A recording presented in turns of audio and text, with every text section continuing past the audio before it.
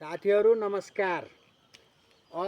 यो सामाजिक सञ्जाल युट्युब फेसबुकमा देखेर अहिले यो लसुनलाई यसरी यो मुठो गाँजो पार्ने सिस्टम गरियो। योबाट धेरै राम्रो उत्पादन हुन्छ भन्ने सुनेको छु। हुने नहुने के गर्छ, यो टराईको लागि पहिलोचोटि बनाउँदैछु। यसरी गाँजा पारिरहेछ। अलिकति उता पाइको त्यो माथि पाइकोलाई गाँजा नपारी राख्नु पर्ला। र यो गाँजा पारेको सिस्टमले चाहिँ भित्री बाली लगाउन यो भित्री बाली लगाउन एकदमै सजिलो हुन्न छ। यो भित्र मकै रोप्दैछौँ हामीहरू। यता यतातिर यो यसरी आइयो भने यो ठाउँ खाली हुन्न छ।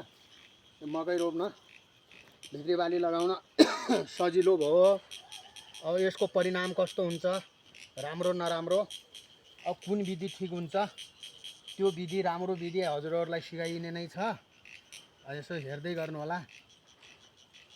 हस् त, फेरि अर्को पाठमा भेटौँला।